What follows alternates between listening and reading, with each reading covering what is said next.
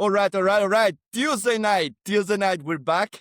We're back at Wisdom for All, always discipline. Discipline is our first commandment in this channel. And this is a Tuesday night, 7:30. So information is everywhere, but wisdom is earned. Here, a mentor and his student reflect on the lessons that shape character, purpose, and leadership. How are you, Dave? Yeah, I'm very good. Thanks, Jhovver. A bit cold. It's been cold on the Gold Coast today. What we call cold. But the temperature's not that low, but there's a very cold wind blowing. So it's been cold today. Yeah, but it's still beautiful weather. Still. Yeah. The sun is still shining, so that's good. It's shining also because I passed my test. Yes, you did very well. I knew you'd do well. You're very clever, so I knew you would do well. Yeah, I was doubting myself in the practical, and I had like a 93%, so that was good. Yeah, well done. You need more faith in yourself. Yeah, I do. Yeah, sometimes I doubted myself, but you actually, did well. We did well. Well done. So, Dave, do you have a fact for today? Yeah, I've decided to talk about something that's very small but very pretty. And do you know what that is? It's called the butterfly. And all right.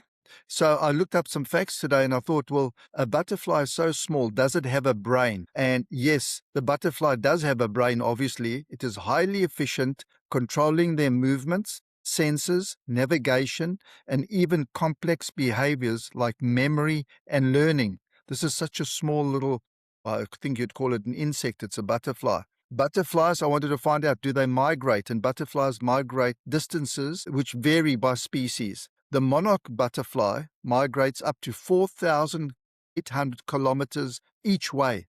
Such a small thing. Each way. Wow. Yeah. His body is 2.5 centimeters to 3.5 centimeters long and half a centimeter wide. They navigate thousands of kilometers using a built-in sun compass. On cloudy days, they switch to an internal magnetic compass to sense Earth's magnetic fields. Average weight of a butterfly is about 0.5 gram. Isn't that amazing? So it navigates through the sun. That's what it means? Yeah. How clever is that? Isn't that so? Wow, and beautiful, no? That is something, and they're beautiful colors, as you know, but something so small that God has put that into them. It's amazing. So small, and they can, they have a brain, and they can navigate and all those type of things, and amazing. So. And the fact that they transition from caterpillars to butterflies? Yeah, exactly. Yeah, that's true. Yes. Yeah. They are always like at the beginning, they're struggling, they become this beautiful creature. Yeah, exactly. Yeah. And you wouldn't think that they could migrate 4,800 kilometers each way. This one, the monarch. Yeah.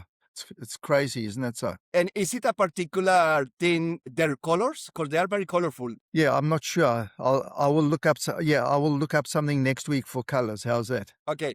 I in my country, when you see a brown, like a dark brown, they say, guests are coming to visit. That's what they used to say, but it was not true. Yeah. What do they say? Guests are coming. Yeah, the guests are coming. Yeah. Okay, that's interesting. Yeah. I think in English we don't have a saying about butterflies. But you know, butterflies often we see them, but we don't really take much notice of them, do we? No, not really. Maybe we take it for granted, but they are beautiful. They are. Yeah. So. All right, Dave. So for today's topic, we have courage. Yeah. And okay, Dave, to be honest, courage in the life of a believer is a big thing because courage is very related to faith. Yeah. True. So yes. do you have a definition for courage? Yeah, I have I've got two definitions tonight, and the one is just for normal people, and it says courage is feeling scared or unsure. It is feeling scared or unsure, but choosing to take action anyway. It is not the total absence of fear. Instead, it is the mental strength to face tough problems, do the right thing, or try new things, even when you worry about the outcome. Wow. Yeah. So courage is fighting fear, almost? Yeah, exactly. Yeah. And now I've got the one for the Christians, okay? And do you know what fear stands for? False evidence appearing real. Yeah, exactly. That's very good. I like that. Where did you learn that? I heard it before, and it stuck with me like not all the time because I already forgot. Yeah, but then as Christians, we need to have faith. or we build faith, isn't that so? So this is for Christians now. In the Bible, courage is defined as faith-fueled action, faith-fueled action in the face of adversity. It is not the absence of fear, but the decision to trust God's promises instead of giving in to fear. So, we don't give in to fear. We trust God's promises, and we act on those promises, and that is courage. Dave, do you know that in the Bible, according with some preachers, there is a word or a phrase that it repeats 365 times in the Bible, and it says, "Don't be afraid. Yeah, exactly. Don't fear. Do not fear, isn't that so? Do not fear." Yeah. Yeah. Well, because we need to realize that God is with us, isn't that so? Yeah. So if God is for us, who can be against us? Dave, I was wondering why do not fear, but I think the enemy, the society, it's always trying to bring you down in your identity. Correct. And you just mentioned it, Homer, you don't need to doubt yourself. Yeah. But that happens a lot. It's like you doubt yourself sometimes. Yeah. Sometimes things that they don't go as you think they were supposed to go. And then you forget about all the things that you have done, and then you start doubting yourself. Yeah. So yeah. it is the system in general is trying to bring you down. Yeah, exactly. And if you listen to a lot of the news broadcasts, etc., and most of it is about fear, isn't that so? Pure fear. So we need to stay away from those things because it erodes our courage. It takes it away. Actually, one of the things I want to mention is in Colombia, my father and my family, we used to watch news 6 a.m., 12 midday, and 6 p.m. Yeah. And Colombia has like a bad reputation, but every time you watch, I used to watch it when I was a kid. And my father, he used to watch it religiously. And every day you just come out from your house to the city scared, very scared. Yeah, the apocalypse was coming. Mm-hmm. Yeah, everything was going down. You thought it was an earthquake outside. Yeah. But it was not true. So no. One day I decided not to watch news anymore. Good. That was 2013. And I haven't watched news since then. And sometimes important news come to me without looking for. But what I realized, the mindset of being worried all the time, it disappeared because the news, they were putting a lot of fear on my mind. Yeah, exactly. So if you don't listen to it, then you're not in that state of mind, isn't that so? Of fear. Literally. You're like a more hopeful, you're more optimistic, you want to try new stuff, you're living your life. Yeah.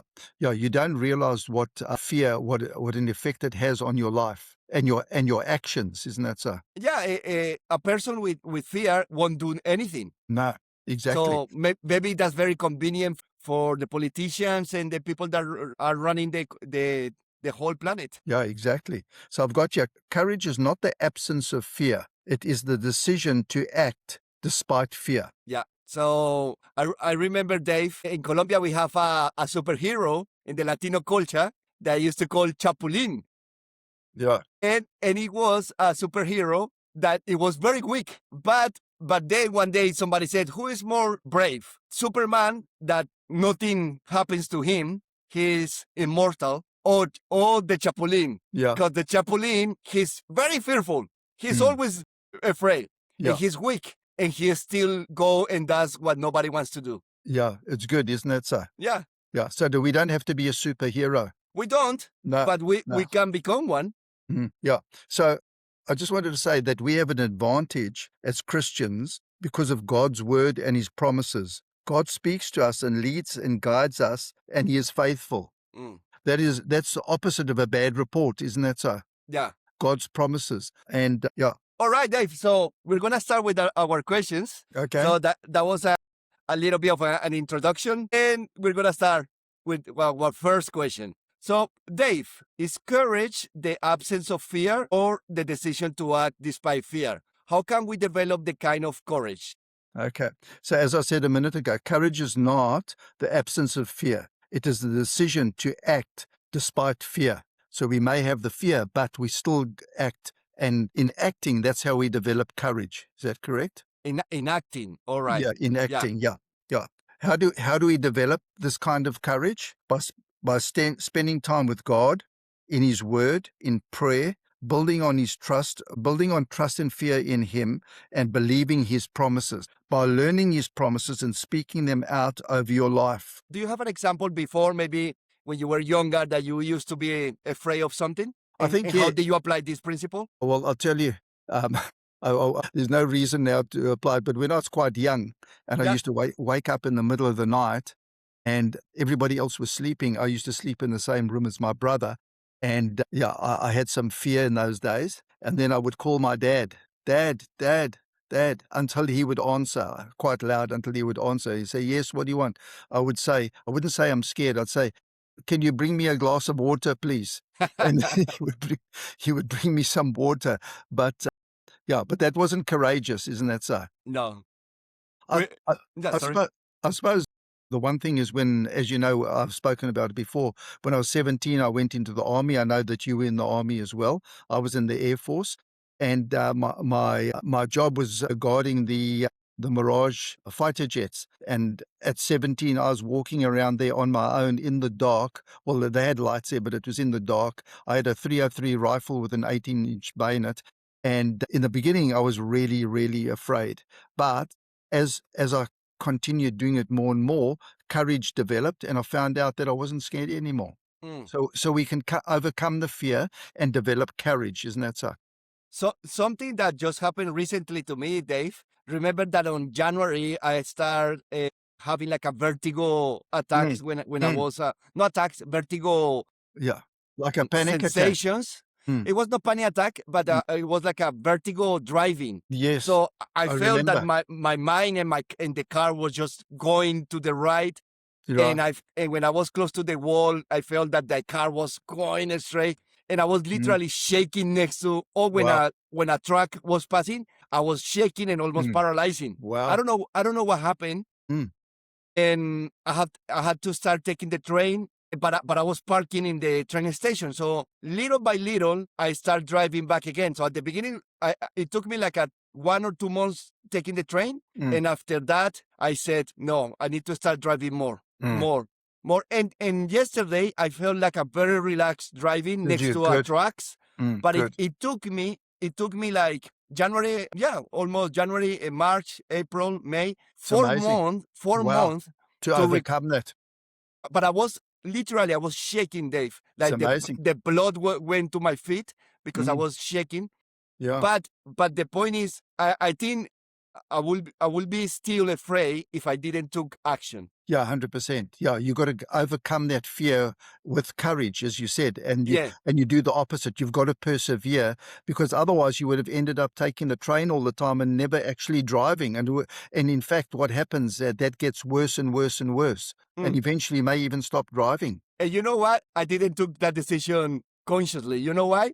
Because they were fixing the train line, and I didn't have another option, so I have to go back to the car.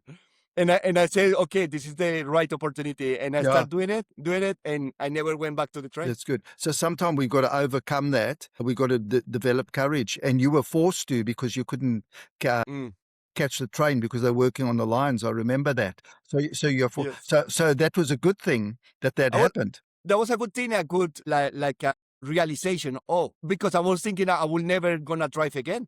Yeah. Yeah, I wonder what caused that, because something in the beginning must have caused that, isn't that so? I think a lot of stress because I changed the job, plus I changed the diet, plus I was training functional training. I think it was a lot of factors. Yeah, there's a lot of things going on in your life at the time, and that just compounded it, isn't that so? But we've got to do something. When those things happen, we've got to develop that courage, and we've got to do something different to what we're actually doing. And you were getting afraid of the trucks and driving and all that, and you had to actually then stop going on the train and say, no, I'm going to overcome this. So I think that's a good lesson. And I start driving on the left line, very slow. And then like 3 weeks later, I start jumping into the second one and going back to the first one, second one. And right now I'm driving in the third one that is a little bit faster. Okay, good. And today I feel more confident. Yeah, that's good. Yeah. But it took me time, little actions. Yeah. Yeah. Some years ago, probably 5 years ago, I nearly had a very bad accident in my car. and another car missed me by about half a second. And if it had hit me, it probably would have killed me. And after that, I found that when I was driving, I was quite shaky for quite a while. But it took me some time, like the same with you. But I kept driving. But it took me some time to overcome that fear. Yeah. So we need to do something opposite, isn't it, sir? Yeah. All right, Dave. Okay. So we're You going are- for. You asked me a couple of, did I have an example from the Bible of scriptures? And so this is the one is, as you know, I love Psalm 91 and verses 14, 15, and 16, where God is speaking to us. And it says, because, I'll put your name, because Jhovver has set his love upon me, therefore I will deliver him. I will set him on high, because Jhovver has known my name. Jhovver will call upon me, and I'll answer him. I will be him in trouble. With long life I will satisfy Jhovver, and I'll show him my salvation. So those are the scriptures that we learn. And that's when our business failed. I learnt all these scriptures and spoke them every single day, not only once, but multiple times over my life to kill the fear over my life and to bring courage, because I always had courage in my life. But I went down and I had to do that to come up again. But God is faithful and his word is true. What about when you keep praying and the same fear is just coming up, things doesn't change. Sometimes it's the God's timing and our timing is not the same. So Correct. how we keep persevering and don't get discouraged. Okay. That's exactly the word I was going to use. We got to persevere and we just got to keep on going. As I said to you, when our business failed, it took 2 years before this new little business started to move. And it took a long time when I had that fear and I was speaking Psalm 91 and reading it and speaking it over our lives. It took, I can't remember, probably three to 6 months before the fear left. So it's got to get inside you. It's got to become part of you. And when it becomes part of you, that's when it goes. So there's no remedy for that, how long it's going to take. But it's not normally it's not a quick fix, because as you know, as people, we like a quick fix. I want to say 3 scriptures today or read 2 chapters of the word and then fear is gone. Doesn't work like that. It takes time. You've got to get into your spirit and into yourself and start to believe it. And once you start believing it, then it'll happen. Dave, because you are a business person, I think it's very fair to ask you this question. A lot of people that we are in as an employee, we have the fear to become an entrepreneur and a businessman. How did you overcome this? You as a successful business person, how did you overcome the fear of jumping from employee to a businessman? Yeah. The funny thing about that is I didn't actually have fear. And that's one of the things that I was going to talk about tonight is starting my own business. I was working for this motor company, but I knew inside me, and I had a good position. I was used car sales manager for the whole group, for all the branches, etc. But the thing is, why I didn't have fear is because I knew my trade very, very well. I had to know every single make of car, every model of that car, what they were worth. Some are worth, certain makes are worth a lot of money, certain others aren't. And I had to know that. So I think the big thing for me is I had my knowledge. And I felt confident and I had faith that I could go out there and do it and do well. However, I had limited capital. So there was a little bit of fear there that what if I made a mistake and I paid too much for a car and I couldn't sell it and make money? It wouldn't take long before my capital was gone. But that didn't actually happen. I had to be very cautious and careful. And that's what I did. So I didn't actually have fear. I think the answer is know what you're doing, know your trade well. Like previous preparation is key. Yes, 100%. Yeah. And I'd been in that job from working for the company to becoming used car sales manager. It took me 1 year, but I was just like a sponge. I just took in everything that my boss, who is my mentor, was teaching me. And even at that young age of 23, I knew my trade very well. I hear something related. They say you don't need to jump into a business straight away. No. What you need to do is you can learn meanwhile they are paying you. And Yeah, then when you learn 100%. the craft, then you can become an entrepreneur. Correct. The answer is don't be in a hurry. Get all your knowledge first. And once you have the knowledge, then you can go out on your own. There's also other factors that come into it as well, finances and other things as well. So we've got to, there's no rush. Because as an example, if you start your own business when you say 35 even, well, people retire in Australia now at 65, 60, 67 now. In fact, let's say you work till 65, you still got another 30 years to make the money that you need for the future. No, I would say to people, there's no rush. Rather wait and learn properly and get all your knowledge and your finances and other things in place before you move out. But don't you think that most of the entrepreneurs they don't have their situation sorted out? Most of the time they are not in the best conditions and they still do it. Yeah, They they overcome the fear. Yeah, some of them do, but if you look, we spoke a couple of weeks about weeks ago about how many businesses in Australia actually fail, and those are all entrepreneurs going out on their own. And we spoke about such a high percentages of businesses in Australia fail in the first, the second, up to 5 years. So I think that what we're saying now is very, very important. Know your business, make sure your finances are in place, make sure you're rather wait a little while longer than sooner, later than sooner, and you will see, because you're going to be in business for a long time. I would rather wait an extra year or two and get more knowledge and know what I'm doing and have my finances in place than go out too soon, because failure causes major problems. Mm. Yeah, that's a good advice because sometimes we rush into ideas, but there are some ways that are more that are wiser than others. No. Yeah.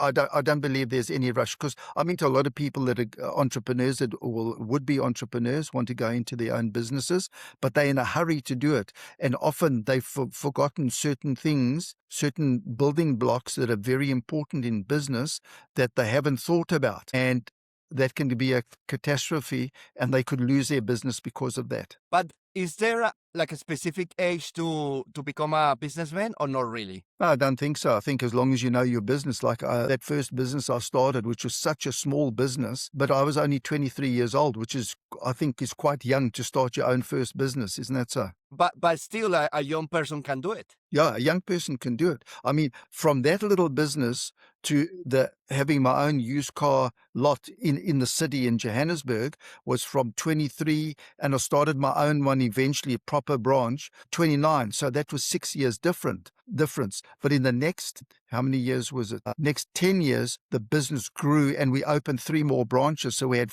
4 branches eventually and became a big business in that short period. So I will say that if you feel prepared, it doesn't matter what is your age, you can jump, but don't just rush without being prepared. Yeah. Yeah, and also there's another thing that is in the Word of God, says get good counsel. Go to other people, go to businessmen or women and entrepreneurs and that type of thing, and say, this is what I want to do. What do you think? Do you think I'm ready? This is what I want to, and this is what I want to go into, and speak to maybe 2 or 3 or 4 different people in different lines and ask them what their thoughts are. They will give you advice. And I think that's good, because I see a lot of people go into business, they don't consult anybody, they don't get counsel. And then when they hit, there was something that they didn't think of and it causes them a problem, then they can fall. Whereas if they'd gone and got some good advice, that would have helped them, and they may have waited a bit longer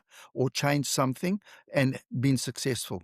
That is true. Today I was working into modify a container to do like a radiation testing. Yeah. And the whole day I was trying to cover the container from the exterior just because they told me to do it. Mm. And then I called my friend Kasem, his carpenter, Yeah. and he said, Jhovver, it's easier to modify and to make like a very good coverage from the inside than Right. from the outside. Right. And I was thinking the whole day in the exterior just because they told me. And I said, Yeah. and I said like, yeah, it's so much easier from the inside, Mm. and I will spend less Mm. material, Mm. yeah, and less time. Mm. So I said, yeah, just because I asked a question. Yeah, That's good. So, and it worked that way? we will see. We will see. But at least I'm gonna try to find new blueprints and Yeah, design the yeah, container better from the interior than yeah. from the exterior. Yeah, that's good. So it's good that you went to him and got good counsel, you got good advice. The thing is, sometimes we go to people, or people go to people that that will just say yes, whatever they say.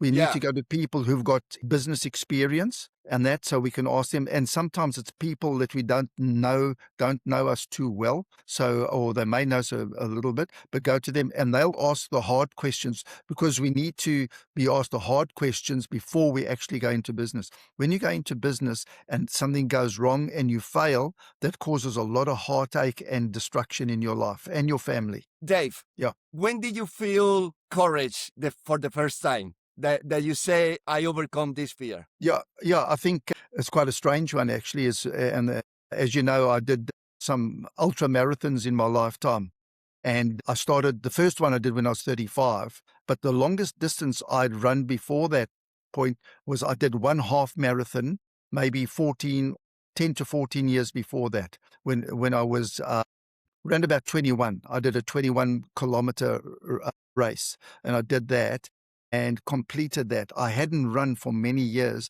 and then I decided to do the Comrades Marathon, which is an ultra marathon, which is 88.5 kilometers, and you get 11 hours to finish it, and it's got a lot of hills, and it's very, very difficult. So the only way to do that was to break it down and start running, and there is a fear there. There's always a fear. On the day that you arrive there were 13,500 people running it that day, and you get there, it's cold in the morning, and you can feel the fear. And the fear is, have I trained enough? I've got a bit of an injury in my one foot. Is it going to get worse? All these doubts are in your mind, Doubts, yeah. and then you start running, and then over time you see, okay, I'm going okay. And then eventually, right near the end, at about 80 kilometers, there's one hill that is about 900 meters long, but it's a short hill, but it's very, very steep. The first 10 runners in this race, they run up it. The rest walk. Thousands of people walk. But when you get to the top of that hill, you know that I've made it. Even if I walk now in the time, I will get there and I will get my medal. So I think that's one of the first times that I felt I had faith in myself. I knew I could do it because I had done all the training. But I had the courage to get there, to sign up, to get to the starting line. But there was still fear there that I would not make it. But I made it in the end. Great. And then how many ultra marathons you did after that? Well, yeah, coming up to, because so the most that we had trained, and they say you should train, is up to 56 kilometers, and that's an ultra marathon in itself. So the furthest we had run is 56 kilometers. So on the day, you can do a 56 and your time is okay, but there's an unknown factor, which is the rest between 56 and 88.5, which is 22.5 kilometers. That's a long way to run still. Still, yeah. It's a half marathon and you're already tired. Yeah. So in your mind, you're thinking, well, I can do 56, but can I do 88.5? And while you're running, you're constantly analyzing your body. Have I got a pain here? Oh, I felt a twitch here. I felt this. One time I was running and I felt this pain in my one toe, and I stopped and took my shoe off. And because at that stage, I never used to run with socks. I used to run bare feet with just my shoes on. And I found that my big toenail was hanging by a thread and it virtually come off. So I looked for a medical guy or something like that to help me, but there was nobody around. So I just pulled the toenail off, put my shoe back on, and started running again. And continued, because I knew I had to because you've got to do, in those days, you had to do it in 11 hours. And today they give them an extra hour. So I did that day, I did just over 10 hours, 20. I did it. So I still made it. But there wasn't time for crying or getting upset or doing anything. Just pull the nail off, put your shoe on again, and keep going. Do you think the mind plays a big role in being courage? Yeah, 100%. Very much so. Yeah. I think so. What do you think? I think it's we think we run our lives, but it's our mind that is running Yeah. our life. Yeah. And it depends on the program you have inside of you. If Yeah. you have a very brave mindset and a very positive, you're Yeah. always going to do well. Yeah. But Yeah. if your mind is programmed to be depressed, Yeah. fearful, 100%. and your beliefs are like a negative and low Yeah. vibration, Mm. your life will be an outcome of that, no? Yeah. Can either be a positive or negative. That's right. Yeah. Yeah. Your mind can either make it happen or it can break you as well. Isn't that so? Yeah. Yeah. One of the two. Dave, you know that I clean a gym, Yes. and in this gym, the owner, he has it's a physiotherapy gym, Mm. and the owner has his customers. And I think he has one customer that crossed the North Pole Right. walking Wow. by himself and just with the dogs and pulling. Wow. And I said, who is this guy? Yeah. Can you Like, imagine? can you imagine? Mm. What if a polar bear? What Mm. if you run out of water or Mm. food? Yeah. Or if there's Yeah. a blizzard, or a big snowstorm, what do you do? And I watched and I saw the picture with the signature. And I said, wow, there are some people that are amazing. So Yeah. he's so strong in his mind, isn't that so? That's pure mindset. Yeah, 100%. That when everything is against you, you continue on and continue going, and you can see that you can get to the end. That is somebody who's very, very, really, very, very special, isn't that so? Yeah, and another guy that I follow, the one that I told you that he does solo hikings in the middle of the Amazon at night, hunting to take pictures and to see giant anacondas. Wow. Can you imagine the level of fear? Yeah. So he's in the middle of the jungle where anything can attack you, anything. Leopard, Yeah. whatever, Yeah. snakes, Wild animals. spiders, the rivers, caimans. Yeah. And he is looking for the most scariest animal in the Amazon, for giant anacondas. I say that guy's got a lot of courage, isn't that so? And big balls, that's for sure. Yeah, and we've all got different levels, isn't that so? And okay, but what about you? I wanted to speak about you. You came all the way from Colombia to Australia. You could speak English, and that, but how was that? Did you have to have a lot of courage to do that? First of all, I didn't plan to come here. Right. So got but lost? it was an invitation from life. Right. I would say it's a call from God. It was a gift given from God. A friend of mine invited me, and things smooth, very smooth. But I was like hesitating where I'm gonna work, where I'm gonna live, what I'm gonna do there, the language and everything. No, in that time I was quite like a shy person, and little by little I started developing new courage, because for me everything was new. I just came from the United States, but I still was new into the international life. I didn't know. I didn't even know where Australia was. Yeah. It's amazing. And I didn't know about the jet lags. I didn't know about how to navigate the GPS. I didn't even have a smartphone in that time, and I didn't know how to drive. I didn't know a lot of things, and we still did it. Yeah. Yeah. Look how well you've done, isn't that so? Yeah. How long you been here now? It's 10 years, is it? 10 years. My Sure. goodness, Jesus, already a decade. Gone Yeah. quickly. Like this. Yeah, but look how you've developed, and look what you're doing at the moment. You're doing so well. So that takes courage, isn't it, sir? It takes courage, yeah. Yeah, well done. But what I can say, nothing happens without intention. Yeah. Yeah. 100%. Once I said I'm gonna do it, I said I'm gonna do it with all the energy, with all what I have. I Yeah, didn't. good. I was taking the decision was you hesitate, but once you are in the decision, willing to grab every single responsibility or consequence, you Yeah. are in. Yeah, And that's different mindset. once you're committed. Yeah. Once you're then- committed, you're just in. And Yeah, that's when courage start developing. Yeah, because you've got no choice at that stage. You're on your way, isn't it, sir?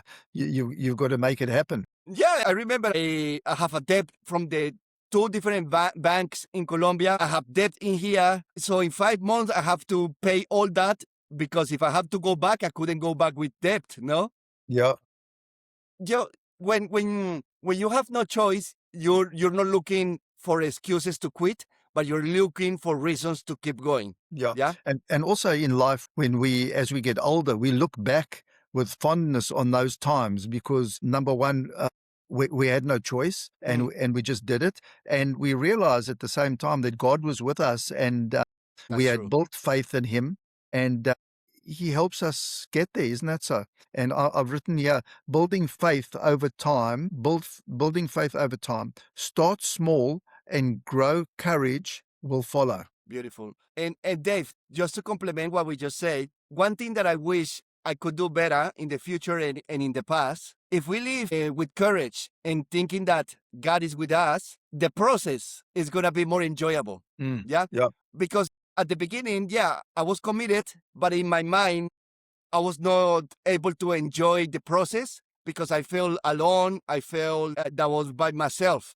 Yeah. By my own, and I felt sad a little bit at the beginning and depressed. And then with the time, I start developing the courage, but also I start developing a relationship with God, and that give me peace And strength. and strength, and I was able to enjoy more the process. Yeah. And also you've made a lot of friends as well. But Because in the beginning, at the beginning, Dave, because I was afraid, I didn't even want to go out. is it? Yeah, it's amazing. Yeah. And you're a very outgoing person, Yeah. isn't that so? I don't know why. It's sometimes when you get into these negative thoughts, they just sink you, and then you realize you don't know yourself anymore. Yeah, it's like a negative mindset, and what you've got to actually do is like you did with the train and the driving. You've got to do the opposite thing. You've actually got to force yourself to go out and do things. Otherwise, you become a recluse. You just don't go out, and that's not good for us. I would say the first step that you have to do: get rid of toxic and negative and realistic people. Those 100%. people, they are useless. Yeah, exactly. Those people bring you down. Yeah. Those people don't add anything to your life. Negativity. People who are negative. Yeah. And I think we all know those type of people. And when you spend time with those people, you feel exhausted by the time you feel exhausted by the time you finish speaking to those guys. But if you're spending time with people who've got faith and vision and courage and that, it has an effect on you and you feel the same as them. Yeah, and actually, the metal forged through friction, no? So when you hear a person or a friend of you that he's becoming a business person, or he's trying a new business adventure, or he's visiting a new country, that encourages you, like wow, 100%. wow. But the opposite, the same happened with the negative person. Yeah. He says something negative, and then you have a reason to give up as well. Yeah. I put it this way, sometimes you spend time with people like that, and when they leave, it feels like they've sucked all your joy out of you. You feel terrible. It's like everything's taken out of you. And those are the people that we don't want to spend time with. We want to spend time with positive people. And positive people are very courageous because they are very optimistic. So they say, and what happened if you don't get it? Yeah, I don't know. I'll keep, at least I'll learn. Yeah. Or at least I know a better way to do it now after I fail. Yeah. Yeah. So they're positive. They don't look the glass half empty. They look the glass half full. Yeah, exactly. I was going to say the same thing. Yeah. No. So and I think that's the thing is there's nothing wrong with failing in life. If you try something, you can be courageous, you can have fear, but you're courageous and you go out and do it. If you fail at that, there's nothing bad about getting up and going again. And I think that you find with a lot of these entrepreneurs that are billionaires and very rich people today, if you speak to them, most of them have failed in some capacity in business in the past. But they got over that and got up and went again and tried again and again and again until they were successful. So that's the answer. So courage is a great skill to develop for sure. Yes. Dave, let's go to the second one. Okay. Can anyone build a strong character without facing situations that require courage? Okay. What experience shaped your courage the most? Okay, so the answer is to your question. No, you can't build strong character without facing situations that require courage. You Why? can't. Why not? Why? Okay. Why not? Because I want a shortcut. A shortcut. I just want a You want a easy for shortcut. myself. Yes.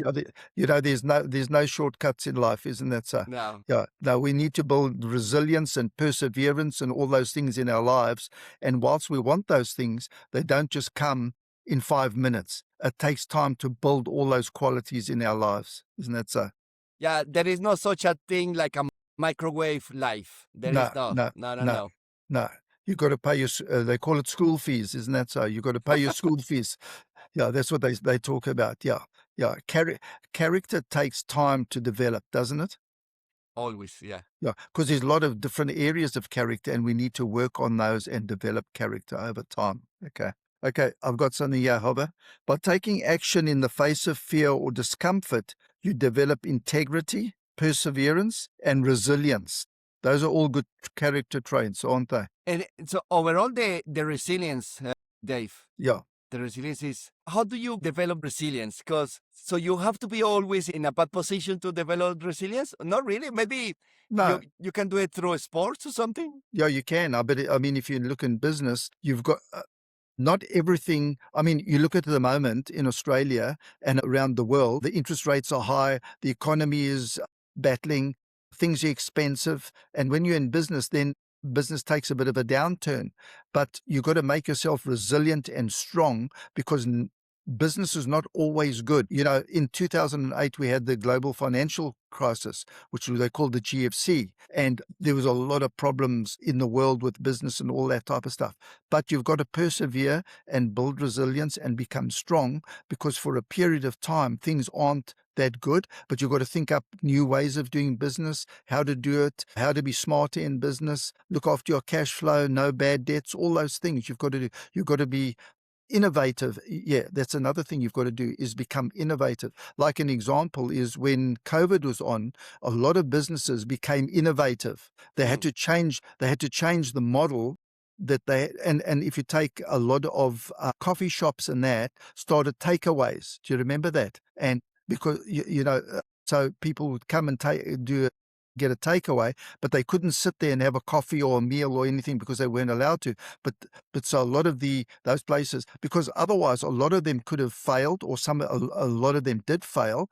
But the ones who became innovative, they lasted and did well, and now are doing well again. Yeah, the experts they say that the best skill that anybody can have in this new age is to be adaptable. Adaptability. Yeah, yeah. Yeah. And if you look at life at the moment with AI and all these different things that are coming in, life is, as we know it or knew it, is changing quite a lot. Am I right? In every single area of life. It is changing. So we need to be adaptable in life and be resilient. Mm. And that we need to develop those qualities. We need to have this mindset of learning like life learners. Yeah, exactly. And I'm so glad, I'm retired now. It's nearly 6.5 years, going on 7 years now. And our son is running the business. And I think in those 6.5, 7 years, business has changed dramatically over that period. And I'm so glad that I'm actually not, my wife and I, Caroline, have still got shares in the business.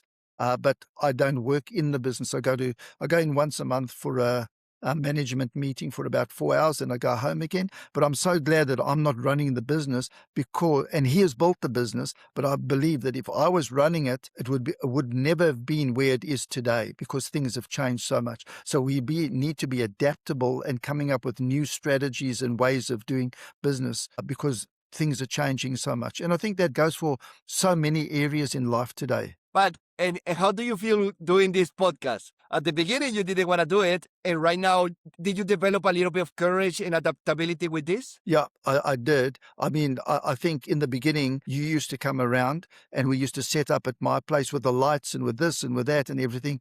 And I thought, gee, I'll go through the motions, but I really don't want to do this. And then We left it for quite a while, as you know, Yeah. and now probably a year and a half ago, we're doing it, you at your place, me at my place. But I had some fear about doing it. But and in the beginning, I found that I would do it, but I felt that I wasn't answering the questions properly and that type of stuff. So what I've done over time now, I spend time on a Monday and a Tuesday planning. You give me the questions, and then I'll plan what I'm going to say and write stuff down and try and memorize stuff and that.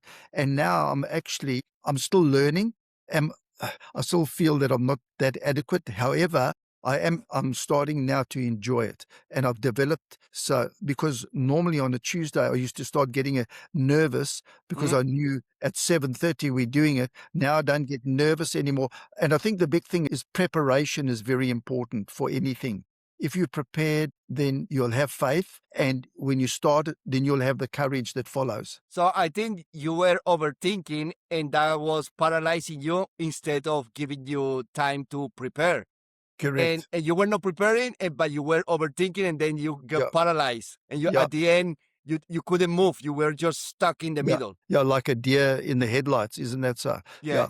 So if you ask me to do a conference on godly business principles or godly life principles, I've been doing that now for, I don't know, 20 something years, maybe 30 years. Wow. So that is part of me, and I know how to do that.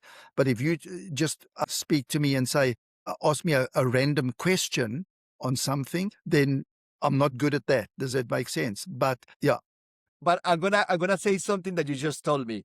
You need to stop doubting yourself, Dave, Yeah, exactly. Yeah. because your life is a reflection of a very wise person. So I think whatever is gonna come from your thinking is gonna be good. So don't Yeah. doubt yourself. No, true. If I have any wisdom, I've developed it over time through our business and in fact, through the Word of God. Number one, that's number one, because Carol and I studied the Word so much, and the circumstances that we'd been in.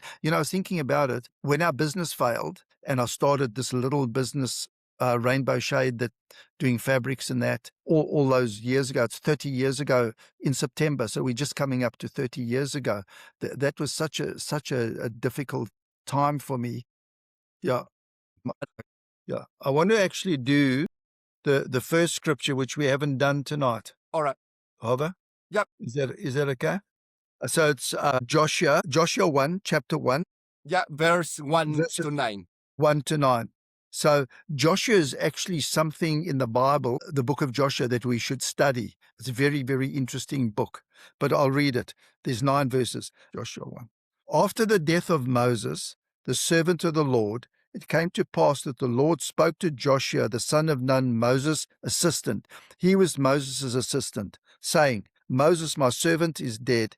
Now, therefore, go over this Jordan, you and all this people, to the land which I am giving to them, the children of Israel. Every place the sole of your foot will tread upon, I have given you, as I said to Moses. He's going into the promised land. But Right. there was a lot of difficulties and a lot of challenges. From the wilderness and this Lebanon, as far as the great river, the river Euphrates, all the land of the Hittites, and to the great sea toward the going down of the sun shall be your territory. That's a promise.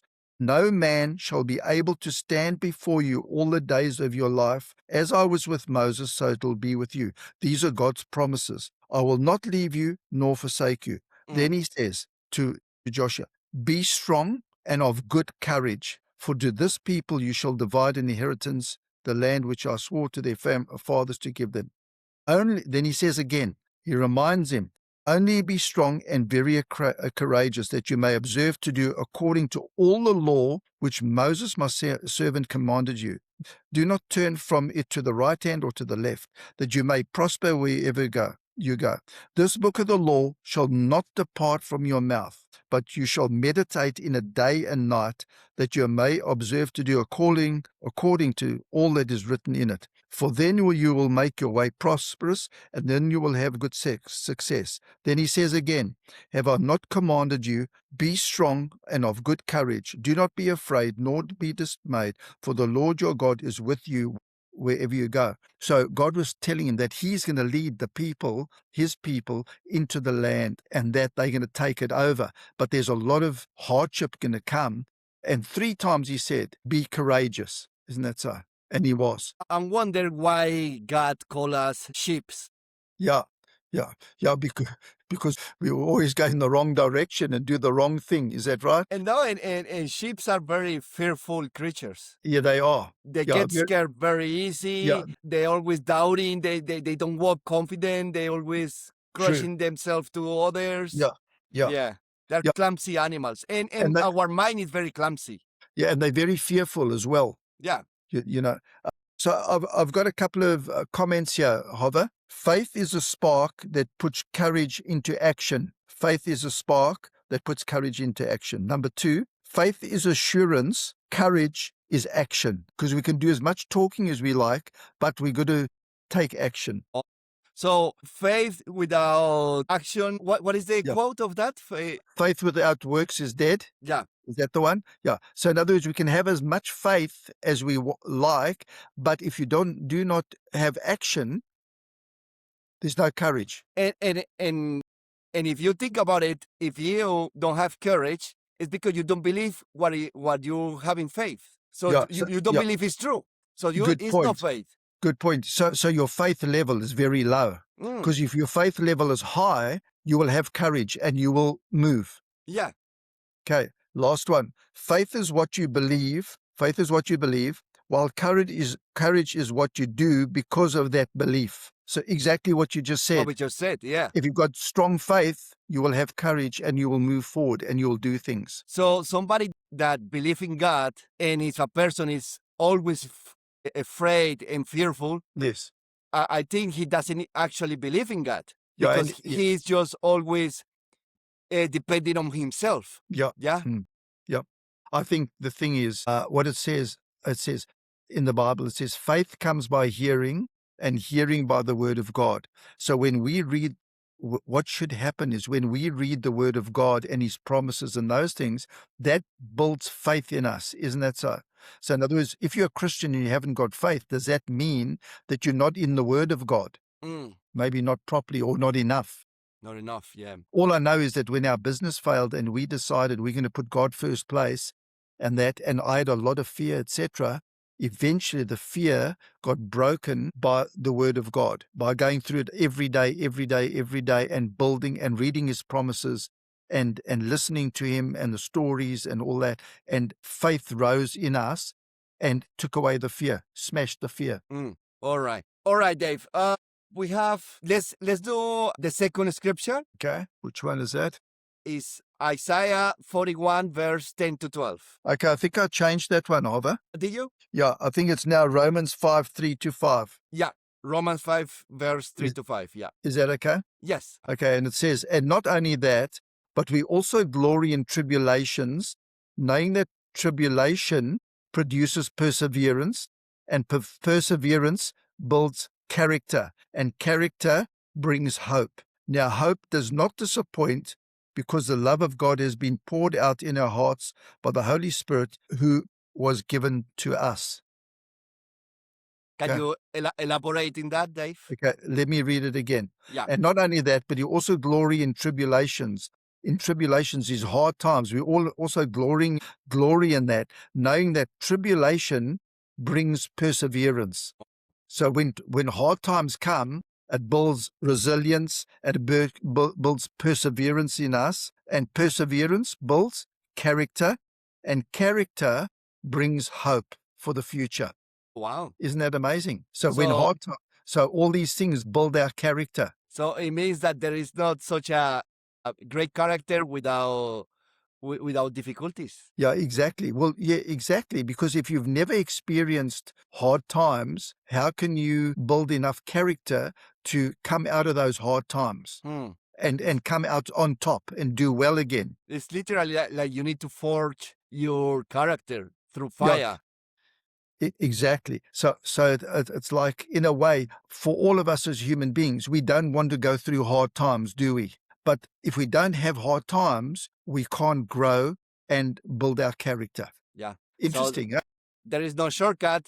So I think a good way to see every difficulty is what can I learn from this? Instead of why me, God, why me? Yeah.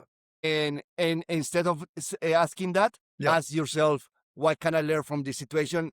Yeah. What can I improve from my life with this situation? 100%. And you look at it as a positive, not a negative. It But changed. but but yeah, change your mindset. Remember Joseph, we spoke about him a couple of weeks ago, where his brothers threw him in the pit. Yeah. And then they eventually took him out and sold him. But what happens is when we get into that situation, when things don't go according to what we think, like our business failed, I ended up in the pit. The first thing we want to do is get out of the pit as quickly as possible. But when we're in the pit, that's where we learn the hard lessons. Mm. And those are the lessons that you and I and everybody else need to learn in life, because that builds perseverance, strength, character, all those things because you know what? I've learned one thing. Hard times come, right? And then we build our perseverance and our strength and all those. But you overcome one, and it doesn't take too long, maybe a couple of years, 5 years, 10 years sometimes. There's another hard time that comes. Am I right? It doesn't mean because you overcome one that you overcome No. problems in life forever.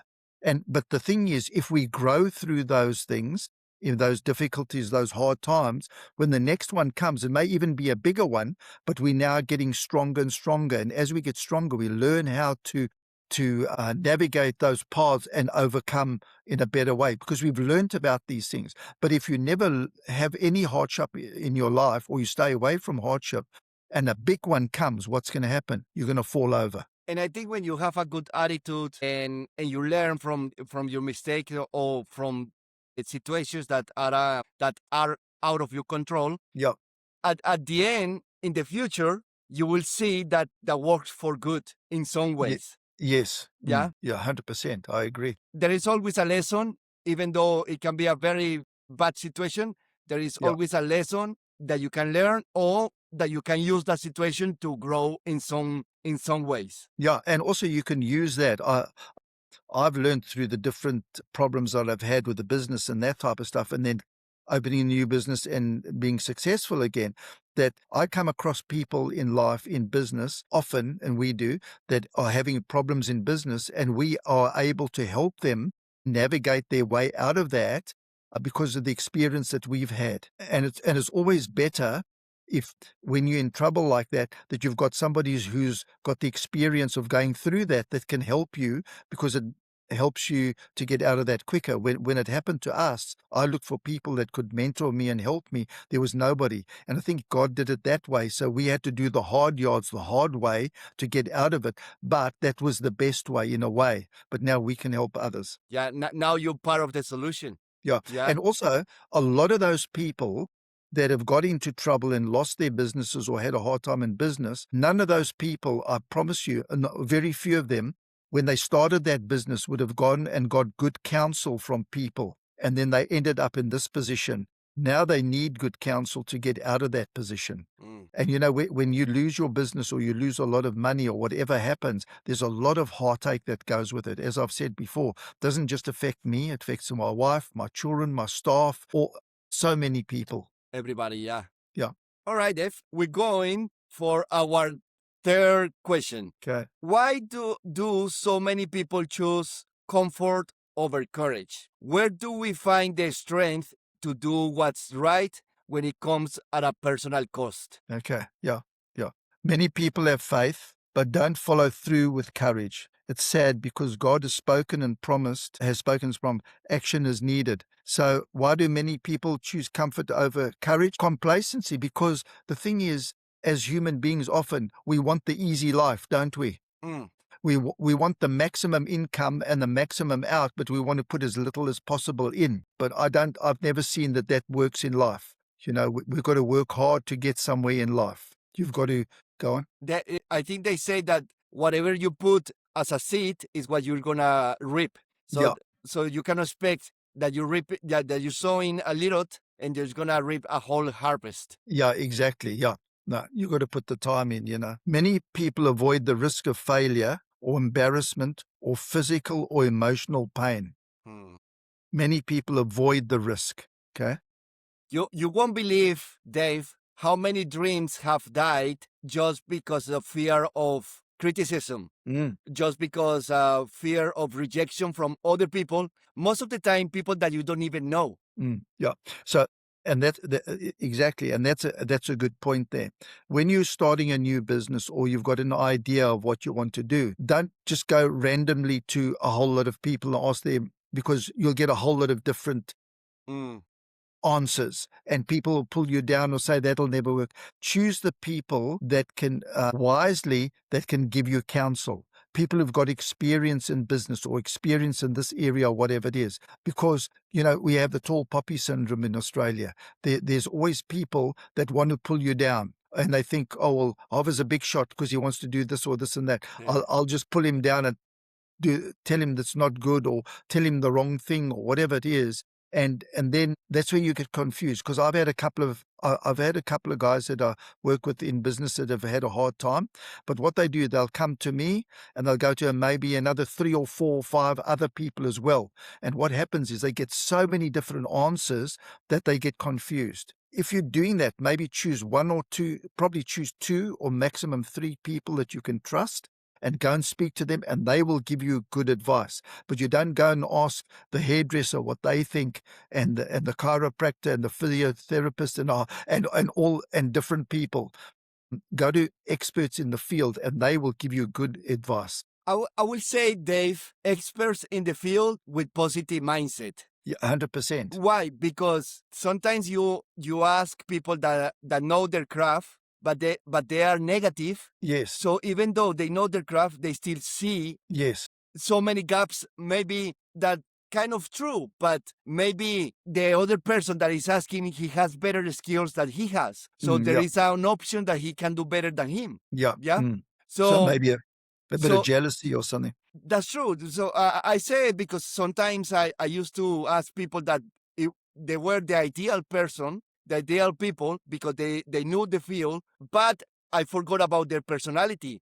And the personality was negative and insecure person. Yeah. And then they passed to me that insecurity, and they sent me for failure because they didn't tell me, Hova, when I did this in my time, I failed, but you have better skills than me. Maybe you have the internet. Maybe you have different contacts that I didn't have. So in my personal opinion, it's a risk. But right now you have a lot of tools. So it's possible that you can succeed.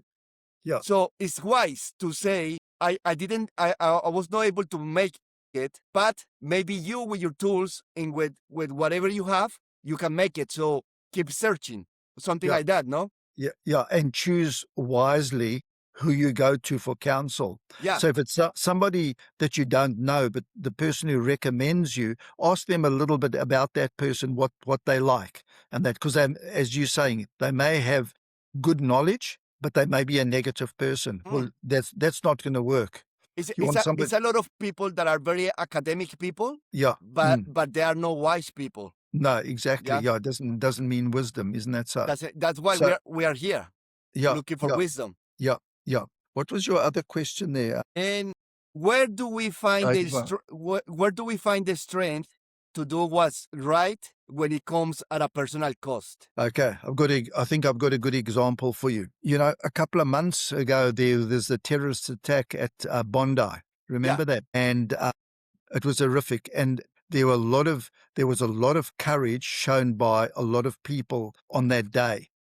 But there was one man that stood out, and the one terrorist was on the grass, and he had his rifle there, and he was firing at people. And this other man was hiding behind a car. So he decided that he would do something about it. So it just happened at the spur of the moment, and he had courage. And when the time was right, he ran out. You remember, it was on TV a lot. Yeah.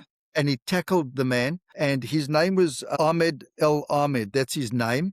And he tackled him and managed to take the rifle away from that guy.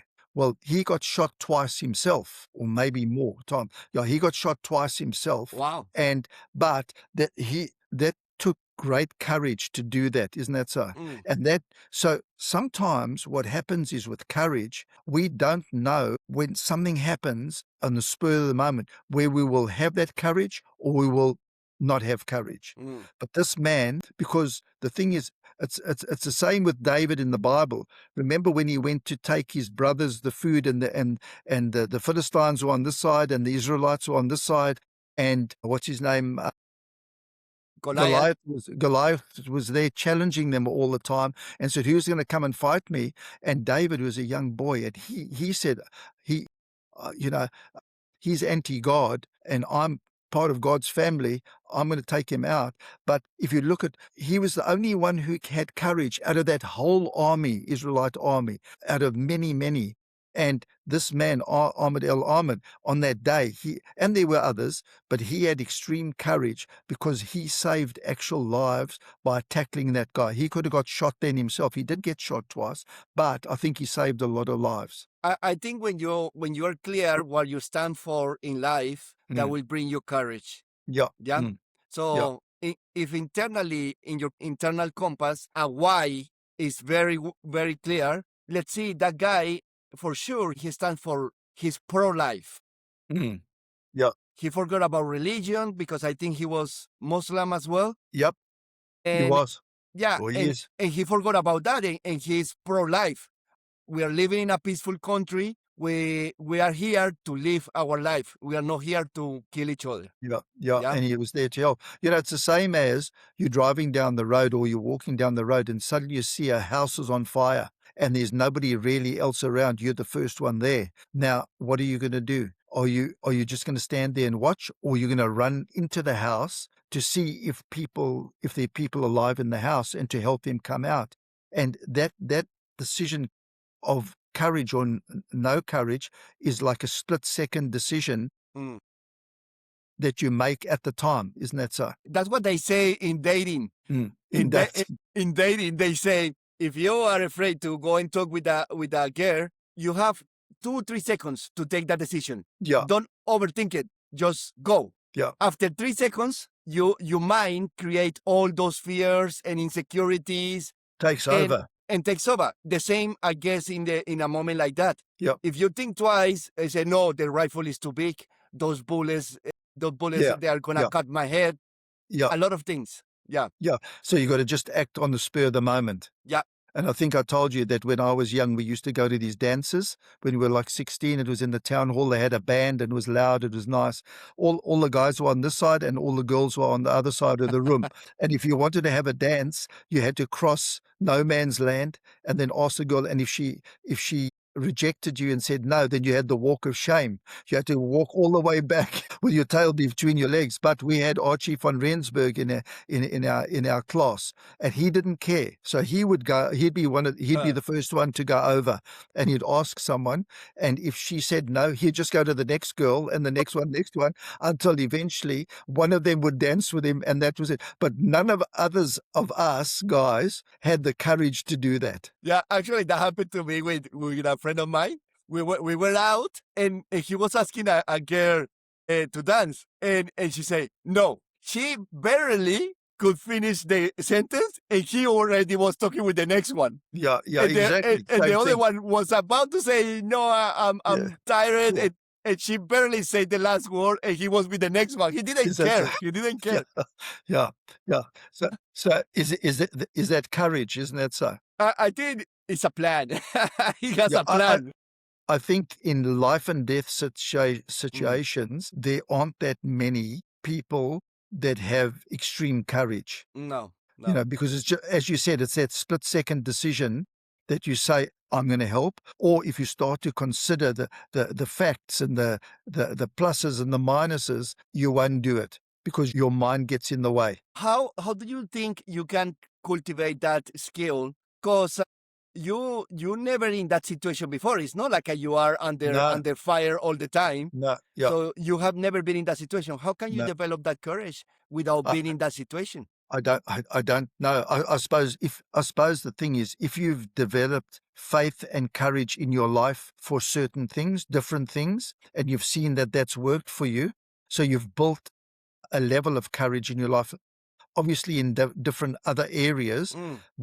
When you do that, and when that happens, I think maybe courage, because you've developed some of it over time, just kicks in at the time. I'd hope to think so.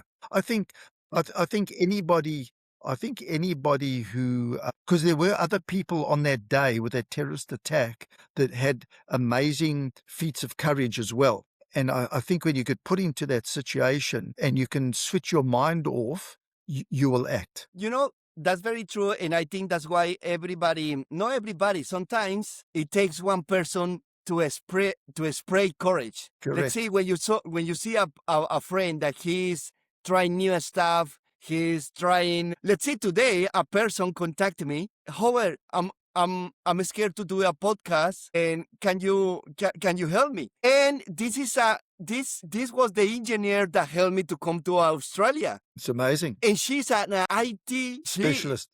Yes, she has softwares, and she creates software, and she has personnel under her control. And I said, I'm the one I'm supposed to ask her because she has all the credentials. Yep. And she's asking me, and I say, wow, yeah. Yeah, So that's good. it takes one person that helps other people that already have the courage to Yeah. do stuff. Yeah. Yeah, I mean, also another thing is it takes a lot of courage to do public speaking as well, doesn't it? Maybe like a podcast, or what I'm talking about more is stand up in front of people. I promise you, however, when I was young, I was so shy. I've told you before, I was so shy. But then God did something in me, and I can get up and speak if I know my topic. If it's godly business principles or godly love principles, I can get up and I don't have a problem. But there are so many people today that are so afraid of public speaking. You know why? Because they don't stand for an idea. Because let's see, What topic? Yeah. yeah, that topic, you are passionate about it and you believe in that. The same with me. When we True. when we were about to start this podcast, I said, what okay, we are afraid, but what's the problem? Yeah. We're not selling drugs. Yeah. Yeah, we're not doing Yeah. nothing wrong. Actually, Yeah. we're trying to build young people and men Yeah. Help people. Yeah. character. So we Yeah. are helping. It Yeah. doesn't matter if it grow or not. The right thing Yeah. is to spread the message. Yeah. And you know what? In a way, I was just thinking about it now. Courage builds courage in other people. So if you take David, when he took his sling and the stone and he killed Goliath, right? And then he cut off his head. Then the whole Israeli army chased all the Philistines and killed them. Isn't that so? Yeah, the battle was not finished there. So they start No. battling now after he Yeah. did that. Suddenly his courage affected them and came upon them, and they saw, oh, well, if he can take out such a big guy and this with one stone, we can chase these guys with our swords and everything, and we can take them out. And that's what happened. So courage builds courage. But like negative people, they do the opposite. In 100%. in the Joshua history, I think they are about to get into the promised land. And I think Joshua asked two guys to go and check their land. And one of the guys, he came back and say, there are giants there. Yeah, yeah, And yeah, and the full people got in fear. yeah. But And I think someone else said, we have this, God is with us, and correct. they overcome that. Yeah, they sent the spies out, and one of those spies was actually Joshua, right? He was? Okay. Yeah, he was one of them that came back and said, yeah, they giants, they this, they that. But he said, God is on our side. And this is what we need to realize as Christians. God is on our side and we can take them out. And that's why God used him as when Moses died, as he was Moses' assistant, and he used Joshua because he was one of the only ones that came back and gave a good report, because the others would said they are giants, we can't overtake them, we can't, all the negativity. But you just need one or two who are positive that can change everything. Have you noticed that God likes the warrior's mentality? Sure. I Definitely. think, let's see, David is a great example. Yeah. Even the King Saul, even though he went through the wrong path, at the beginning he has that bravery Correct. as a warrior. He was a good Yeah. warrior. He Yeah? was, yeah. Yeah. No, he was, and he was young. Yeah. Yeah, yeah. And you know, the thing, I was reading something today as well. It's talking about courage in a different way. Remember, David had the opportunity in the cave when Saul came in there. He had the kill him. opportunity to kill him, Yeah. but he said he would not touch him. Now, that is another form, because that was his big advantage, his one moment where he could have killed him, because he was hunting him all the time, hunting him, trying to kill David. And this was his one great opportunity to kill Saul. But he had courage to say, no, he's God's anointed.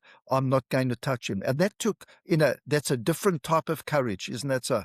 Interesting, huh? The courage of self-control, no? Yeah. That's a good one as well. So we found another one now as well. Interesting, huh? Interesting, yeah. Yeah. All right, Dave.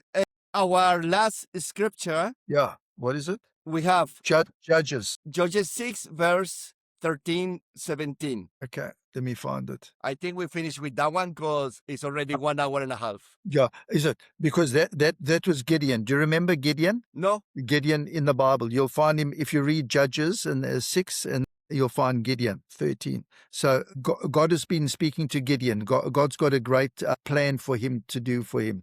So Gideon said to him, "My Lord, if the Lord is with us, why there?" No, let me start again. Sorry. So this is Judges 6, verse 13, 17. 13 to 17. Yeah. Yes.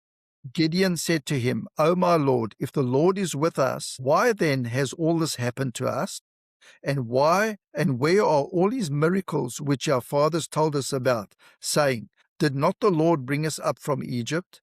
But now the Lord has forsaken us. He's left us and delivered us into the hands of the Midianites." Then the Lord turned to him and said, "Go in this might of yours, and you shall save Israel from the hand of the Midianites." He's speaking directly to Gideon. "Have I not sent you?" So he said to him, "O my Lord, how can I save Israel? Indeed, my clan, my group of people, my tribe is the weakest in Manasseh." Now he's coming up with every excuse in the book. "And I am the least in my father's house." Right? And the Lord said to him, "Surely I will be with you, and you shall defeat the Midianites as one man." Then he said to him, "If now I have found favor in your sight, then show me a sign that it is you who talk with me." So God had a plan for him and wanted to use him, but he had no courage, did he? And he had every excuse in the book. Interesting. Yeah, and I think it's not attractive. That is not even for God. It's like, oh, I'm trying to help him, and he's with the boss, and still he's doubting. Yeah. And God was speaking to him. But eventually he did do what God told him, and they had an amazing victory over the Midianites. But I think that's what often happens. And I think in my life, I've been like that, like a negative attitude as well. Like God, God will speak to me about this and this and this, and I pull back from that. But I think I've learnt over time, there's definitely a time in my life where I would hear that and I'd press forward. But at that point, I was in a lot of prayer and praise and worship and reading the word and build. You see, the thing is, the word of God and prayer and reading the word and God's promises builds our strength in us. Isn't that so? And then we can go out and do these things. When he speaks to us and says, go and do this or go and do that or open this business or help that person or do this or do that.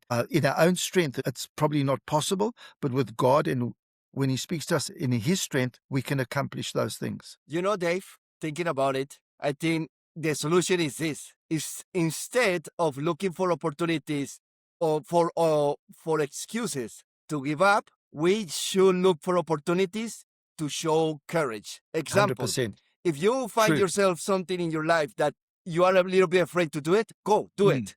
Yeah. As long as it's not going to kill you or something that is extremely risky. Yeah. But if it's something like to practice the language that you're learning, go practice with that person. Let's see if you're learning Portuguese. Go and practice with that Brazilian that you know. Yeah. Go. 100%. Yeah. And don't be shy. Just go and do it. Or because, in life we can come up with 100 different excuses why we can't do something. And instead of just going, I think if I'm right, I don't know if she's listening now, but Caroline, my wife, you know Caroline well. Yeah. She's not afraid to do anything. Nothing. She's always trying to learn new languages and do new things. She said, because she broke her ankle some years ago and she couldn't go out. She had a moon boot on and couldn't go out a lot. She said, I'm going to learn one new thing every single day of and that's what she's done, and she's done well. So she's doing what we're talking about. And remember Moses, God also talked to him and God is, you need to go to talk with the Pharaoh. Yeah. And he's, I'm a startled. I cannot Yeah. talk clearly. Yeah. I cannot do this. And God is, no worries. I will give you Your your br- your, your brother. your brother, yeah. And Yeah. he will Yeah. talk to you, and he just keep, but they have superpowers because they have magicians, and God is like another one. I think God knows our patterns. Yeah, exactly. He does. But it's interesting that he came up with every excuse possible. But Possible. but it's interesting. You think that God would have just left him and said, okay, Yeah. well, I'll find somebody else to do this. Yeah. But God persevered because God had actually chosen him. Yeah. He had God, chosen him. God is a good father. I don't think any father will leave their kids because they are Yeah. afraid of doing something. Yeah, because it says in the word, if your son asks you for bread, will you give him a stone? Yeah. Or will I give him a stone? So, yeah. Yeah. So no, it's good. All right, So Dave. I think what you're saying there is very valid, that no matter what age we are, we need to have courage to push into new things in life. I think that's a good thing. And I think what happens, and probably for me as well, as you get older, you want to stay away from certain things. Yeah. But I think what we need to do is push into things and, like you said, learn a new language or do this or do that or whatever. There are millions of different things that you can do, isn't that so? Do you know that Jesus said that to you go to the kingdom of heaven, you have to become like children, Yeah, like a child. Yeah, like a child, and check childs. If you as a father you tell the kid that he's a Superman, he will yeah, try to yeah, go and check. yeah, Yeah. yeah. So because why? Because first they believe in their father. So we as a believers, we need to believe in the truth. And Yeah. if the truth says that everything is possible, that you can move mountains, that Yeah. he is with us, who against us? So Yeah. okay, so we have good backup. Yeah. And another thing is kids are curious. Yeah. The kids are always willing to learn, to They've got ask. they've got courage. Courage, Yeah. because Yeah. they don't care about what other people saying, of Yeah. what are their abilities or capabilities. They just want to play. They just want to do stuff. Yeah. Yeah. 100%. I think the answer is, the answer is the word of God. And the more time we spend with God, the more our courage will develop because we understand who God is and what his promises are and his promises in the word. Because if you just took 10 promises of God and wrote them down and read them every single day for a month, I promise you that you will be a different person. Am I right? And go and put that into practice. 100%. Yeah, exactly. You will find that just by reading them every day, etc., for a month or whatever it is, that you will see that you will start going out and doing more things. Yeah. And because God is his promises are true, and when they get inside us, then we move out and we do amazing things. And we can move mountains. Yeah, and that's what I did, Hover, when our business went and there was nobody to help me. I just sat with God and asked him for a vision for this new business, which was virtually non-existent. And God started downloading to me, and then I would read it, as I've told you, every day for 2 years. And God came through and did the most amazing things in our lives. Number one, the fear disappeared, but God built that business for us. What amazing things have you done that you never thought you will do? Well, I think probably, well, there's been, probably the ultra marathons, starting my first business. But when our business failed, I had a choice. Would I go and get a job? Would I just get an ordinary job just to earn enough, because I had a wife and 3 children and we didn't have money? So would I go and get an ordinary job just to get money? Or would I use a consignment stock that we had and start another business? And I was 46 years old then. So there was a lot against me. Yes. But what I still had my ability to be a businessman. Nothing had been taken away from me. I still had my gifts and talents and that type of stuff. And I decided, no, I'm not going to do that. I suppose you'd call it courage or whatever you want to call it, or stupidity, but I think it was courage. and said, no, I'm going to give this a go and I'm going to make it happen. And then spent time with God, and He helped us build that business from consignment stock to today, where we have so much stock and we don't borrow 1 cent from the bank. So God came through for us. And at some point of our life, we need to be aware of our innate talents, our gifts from God, Definitely. and we need to have enough faith to believe in them and in ourselves. To say, Definitely. God has provided everything, and He had given me these specific talents. I should use them. Yeah, because if you don't use it, because you know what, most of us have all got different gifts and talents. Everybody And different. and God wants us to use those, because that's where we are most effective in our lives, using the gifts and talents that He's given us.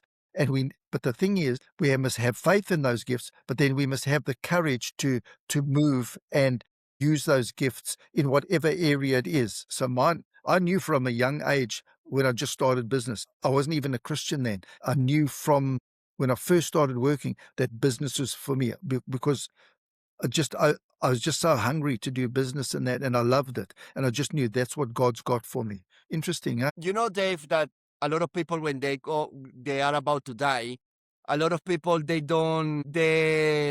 have a lot of pain. And most of that pain come from the regrets. Correct. They don't come from what they have done. They come from the regrets of the opportunities that they never took. Yep, 100%. I agree. Yeah. So I think living a courage life is a very fulfilling life. Yeah. So yeah, courageous life. Yeah, I agree. Yeah, because when you live bravely, you will take opportunities that will bring adventures. Because in the other side of fear, there are situations and experiences that you have never been, and it will open your mind. It will break paradigm. How to say paradigms? Like a mindset programming blocks, walls. Like you'll have a breakthrough. Yeah, breakthrough. That's the word. Yeah, you'll have breakthrough. Yeah. No. And then you realize that there are higher, better things for you, for your life, for your family. Yep, 100%. Yeah, no, I agree. What'll happen? You will have fulfillment in life. Yeah. All right, Dave. 1 hour 40 minutes.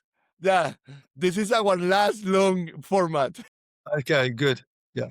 Yeah. You're gonna pray tonight, Jhovver? Yes. Good. All right. Thanks God for this opportunity to share wisdom with Dave. Thanks God for showing us that courage is a good way of faith, that the way that we prove that we actually believe in you, and we believe that in your promises, and that you're greater than any circumstance and any difficulties in our life. Thanks God, because we are surrounded by good people, by brave people, by people that encourage us, and they always have positive and a good mindset to enjoy life and to face life with their difficulties, but also with the good deeds that you have done, that you have given us. Thanks God for the life, because it's a beautiful adventure full of ups and downs, but it's a beautiful adventure that is worth it to live it in its fullest. Thanks God for good friends, good family, for Dave's and Miss Caroline's life. And thank you, God, for the opportunity of being alive. Amen. Thanks, Jhovver. One last thing I just wanted to say is, when we step out in courage through faith in God, we are never alone. He is always with us. And that's the benefit of us as being Christians. We're not doing it in our own strength. God is with us, and He will lead us and guide us. And I always say, it's like in business, I do the natural, God does the supernatural. So we are never alone. Isn't that good? It is super good. Good to have a backup. Backup. Yeah. And such a big one, isn't it? A big one. Yeah. Thanks, Antibodies. Jhovver. All right, Thanks. Dave. Okay. So, Sleep guys, well. thank you so much. We will see you in the next episode. Yeah. See you, Jhovver. Thank you. That was a Okay, guys, if you like this genuine conversation between a mentor and his student, then you are in the right place. This journey is about wisdom earned through real life, business, faith, mistakes, growth, and responsibility. Alongside my mentor Dave, a successful businessman with decades of experience, we are opening honest conversations that go deeper than motivation and surface level advice. If you value truth, character, and long-term success, jump on board and walk with this path with us. Please subscribe, press the like button, hit the notification bell, and follow us as we learn, grow, and pursue wisdom together. If you like this genuine conversation, so join us, vámonos, and let's do it.